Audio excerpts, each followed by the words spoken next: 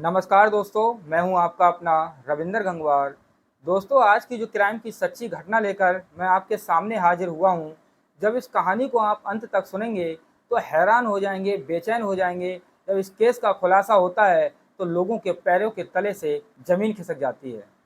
एक बूढ़ी महिला की आखिर किसने हत्या की थी, उस महिला का शव जब जंगल में मिलता है तो पुलिस जब इस केस का खुलासा करती है तो चौंकाने वाले खुलासे होते हैं और रिश्तों को कलंकित करने वाले खुलासे होते हैं।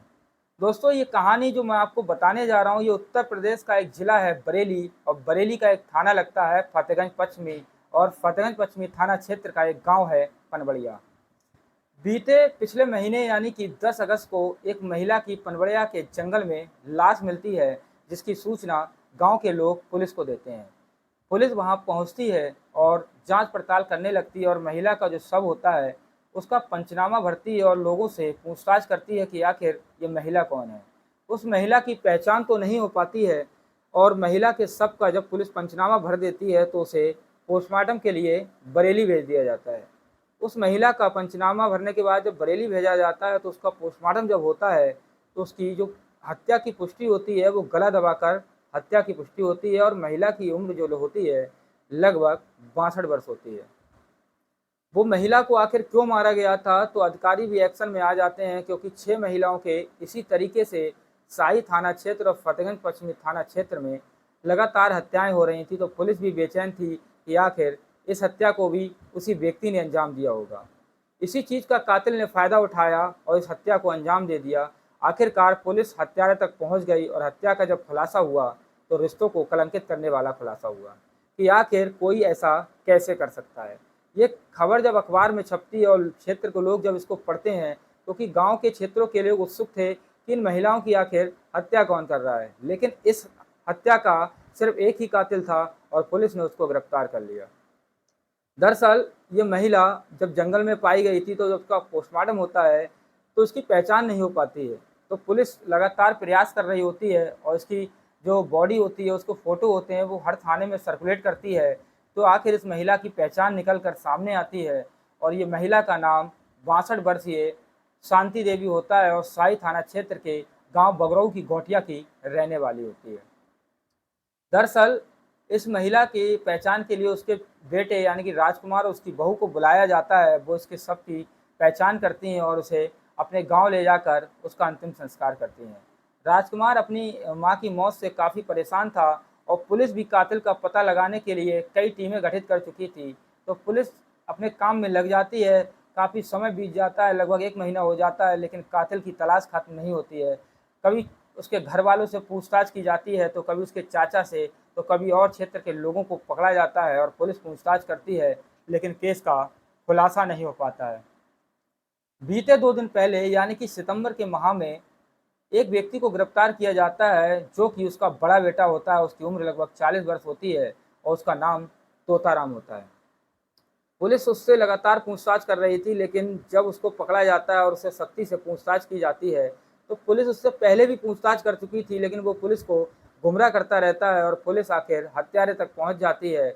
और जब सख्ती से तोताराम से पूछताछ होती है तो वो आखिर टूट जाता है और पुलिस को एक ऐसी काली सच्चाई बताता है कि पुलिस के पैरों के तले से भी ज़मीन खिसक जाती है। वो बताता है कि उसके छोटे भाई राजकुमार की पत्नी से उसके अवैध संबंध थे, और अवैध संबंध यानी शारीरिक संबंध बनाते हुए उसकी माँ शांति देवी ने उसे देख लिया था, और लगातार वो उसे कह रही थी कि ये जो तुम कर रहे हो ये गलत है। तो इसी बात से उन दोनों में कहासुनी भी होती थी। लेकिन जो तोताराम था और छोटे उसके भाई की वाइफ थी, वो लगातार शारीरिक संबंध बना रहे थे, और वो परेशान हो गए थे, तो अपनी माँ को रास्ते से हटाना चाहते थे और अपने चाचा को ज़मीन के लिए फंसाना चाहता था। तोताराम ने इस कत्ल को करने के लिए क्या तरीका अपनाया था, वो भी इस वीडियो में मैं आपको बताने जा रहा हूँ।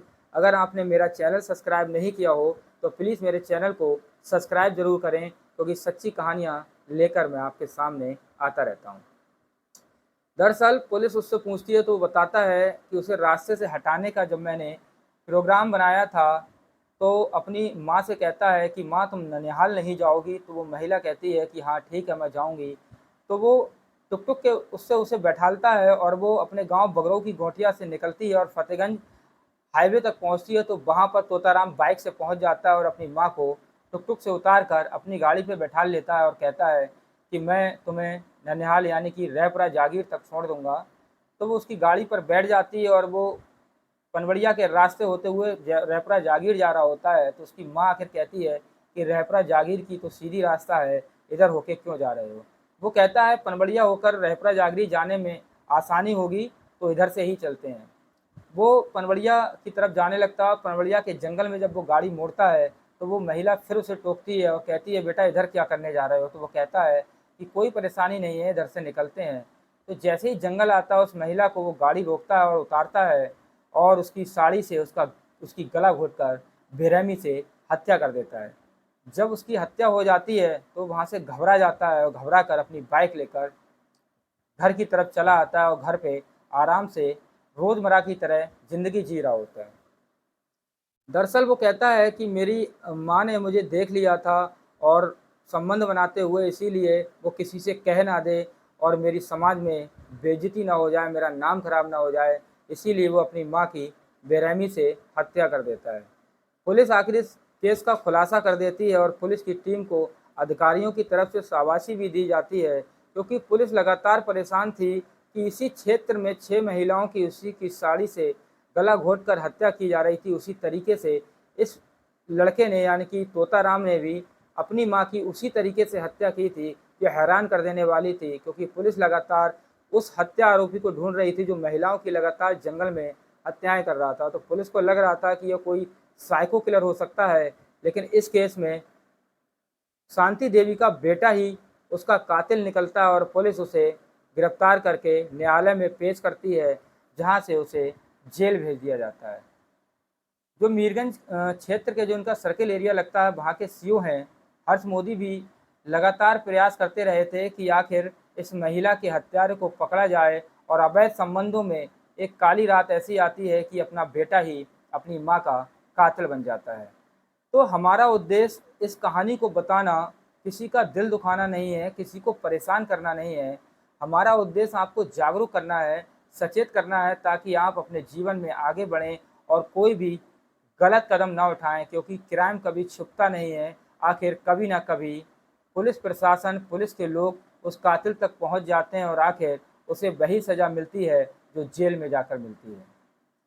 नमस्कार, मैं हूं आपका दोस्त रविंदर गंगवार। अगर आपने मेरा चैनल सब्सक्राइब नहीं किया है तो प्लीज़ उसे सब्सक्राइब जरूर करें। जय हिंद, जय भारत।